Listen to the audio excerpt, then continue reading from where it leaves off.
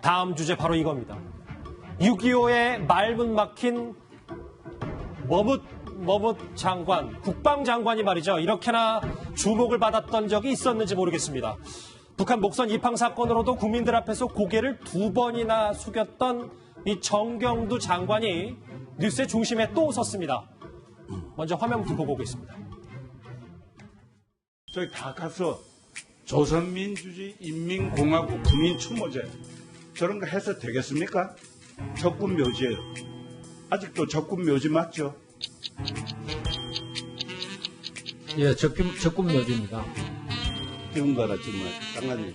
6.25 전쟁은 김일성과 노동당 일당이 벌인 전쟁 범죄다. 저는 그렇게 생각하고 있어요. 어떻게 생각해요?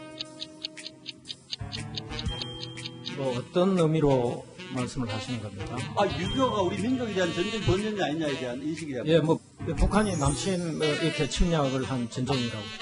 그 당시에 김일성을 도운 장관, 검열상과 노동상, 김은봉, 전쟁 범죄 책임이 있습니까? 없습니까? 생각을 많이 해야 됩니까?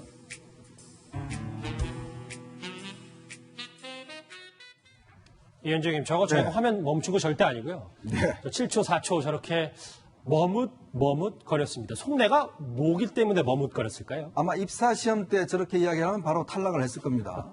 자, 우리가 6.25 전쟁에 대해서 국방부 장관, 즉 초등학생도 저 대답을 다 할 수 있습니다. 예. 6.25 전쟁이 어떤 것인가에 대해서 김일성과 노동당이 우리 남침을 했는 그런 전쟁 아니겠습니까? 아주 단순한 이야기를 왜 국방부 장관이 제대로 못했을까요? 본인이 몰라서 못할 거는 아니라고 생각이 듭니다. 본인이 뭐 6.25 전, 즉 정경도 장관도 지금 뭐 공사를 졸업해서 사실은 뭐 파이로트 하다가 지금 장관까지 하는 분이 공군 출신이군요. 그렇죠. 6.25 전쟁이 무슨 전쟁인지 모를 리가 있겠습니까? 그럼에도 불구하고 야당 의원 질의에 7초 동안 머뭇거린 이유가 뭘까? 뭔가 저는 이게 석연찮은 구석이 있다는 것이죠. 왜냐? 단순한 이야기입니다. 국방장관은 6.25 전쟁이 뭐냐면 바로 대답이 나와야 되는 거예요. 그럼에도 불구하고 저렇게 공개된 자리에서 상임위원 자리에서 저런 이야기가 나왔다는 것은 왜 자꾸 머뭇거리는지 국민들 입장에서 보면 굉장히 답답할 수밖에 없는 상황이죠. 윤정군 교수님 오래 기다리셨습니다.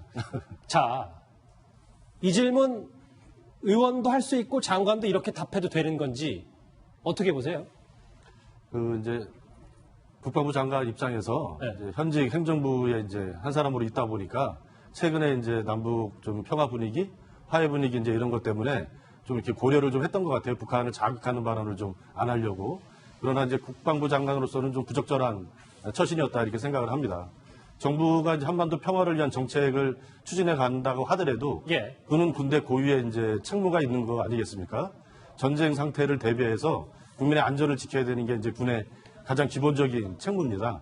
그래서 저런 질문에 대해서는 이제 즉각적으로 답변을 해서 괜한 좀 오해를 살 필요가 없었는데 왜 저렇게 처신했을까 조금 이해가 좀 안 되는 측면이 있습니다. 이해가 되지 않는다. 그런데 이번 말고도 정경두 국방부 장관은 북한과 관련해서 여러 차례 두루뭉술한 표현으로 야당의 거센 비판을 받은 적이 있습니다. 같이 들어보실까요?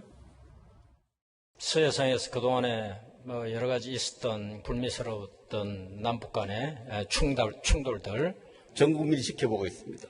다시 한번 표현해 보세요. 그런 충돌 사례들에 대해서 도발입니까? 충돌입니까? 북한의 도발에 있어가지고 도발로 인해서 그런 충돌이 있었습니다. 구장처럼 제가 저 말이 그렇게 썩 잘 이해는 안 돼서요. 설명을 좀 해주세요. 네.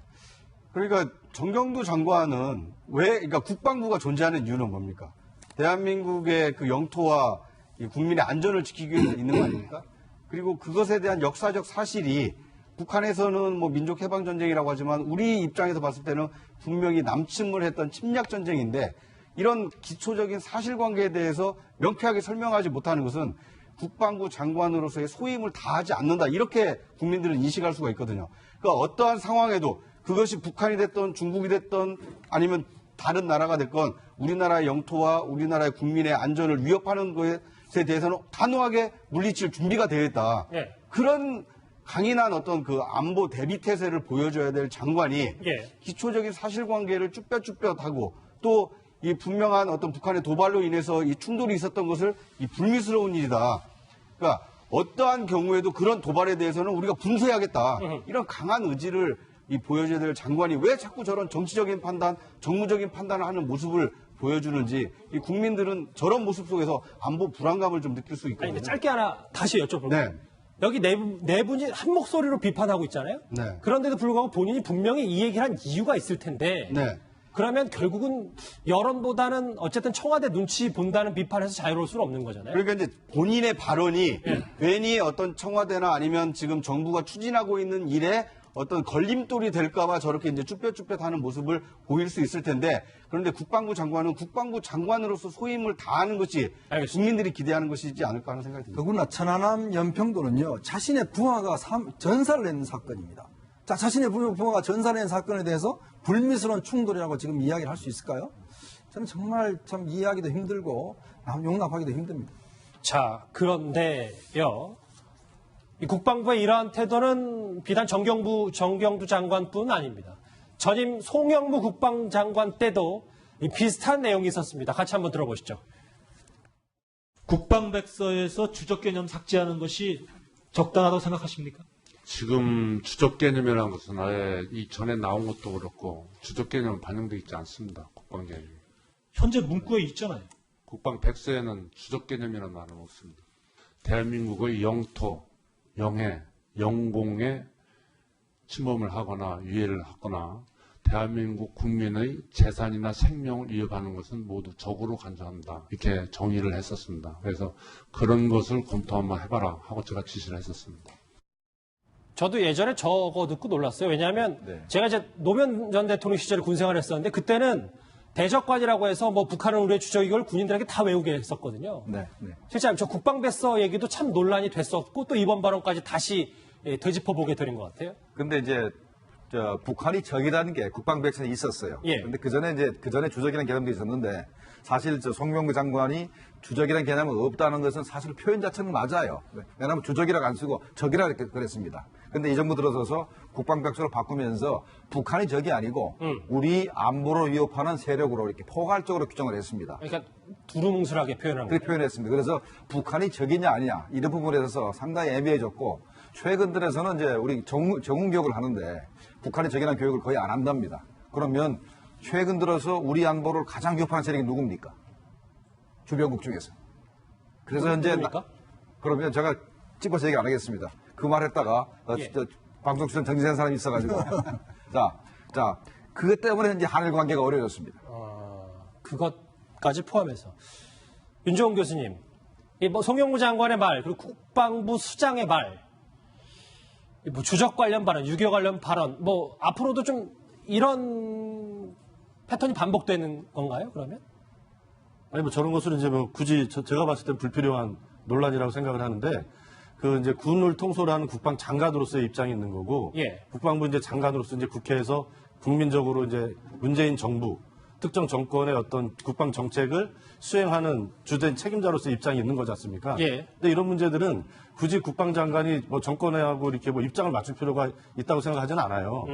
군을 통솔하는 입장에서 국민들에게 안보에 대한 불안감 이런 거를 불식시킨 차원에서 분명한 안보관 이런 것을 뚜렷하게 얘기를 해도 모든 국민들이 이해해 주실 거라고 생각을 하고 그것이 굳이 뭐 이렇게 북한을 자극한다 알겠습니다. 이렇게 생각하지는 않습니다. 네 분의 의견이 다 일치할 줄은 전 이런 뉴스탑10 이런 거 처음 보는데요. 오늘 국회에서 이 정경두 국방부 장관을 향해서 자진 사퇴 목소리도 나왔습니다. 그 목소리 듣고 오겠습니다. 정의용 청와대 안보실장과 정경두 국방부 장관에게 요구합니다. 즉각 자진 사퇴하십시오. 못 물러나겠다며 버틸 경우 국민들의 분노의 화살은 문재인 대통령에게 향하게 될 것입니다. 경계 실패에 이어 은폐 조작 의혹까지 사실로 확인된 이 마당에 청와대와 국방부가 죄가 없다고 우기고 나섰는데도 국회 차원의 국정조사를 미루고 진상규명을 회피한다면 이것이야말로 국회의 직무유기입니다. 저 오신환 원내대표가 저 얘기를 할 때 이제 국방부 장관도 자리에 앉아 있었단 말이죠. 이현정 의원님. 네.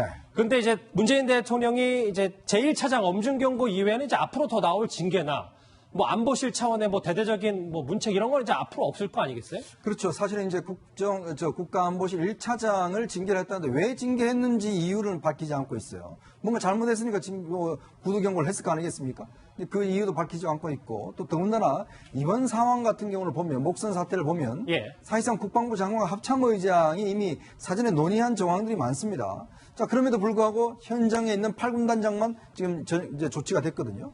그런 것들. 그렇게 보면 지금의 한일 관계도 마찬가지고 정말 외교안보를 하시는 이 어떤 장관분들이 제대로 역할을 하고 있는가? 이 부분에 대한 국민적인 어떤 의심과 의혹, 그 다음에 지금 국회의원들도 지적을 하고 있지만 저는 그래서 이번에 아마 7월 달 중에 이제 지금 인사가 있을 것 같은데 정말 저는 문재인 대통령이 이 부분에 대한 국민적 의심과 불안감을 반드시 해소해야 된다. 이제 그런 생각을 갖고 있습니다. 6.25에 대해서 머뭇거렸던 국방부 장관 얘기까지 정리를 해봤습니다. 다음 주제 좀 더 속도를 내보겠습니다. 주제 같이 확인해 보시죠.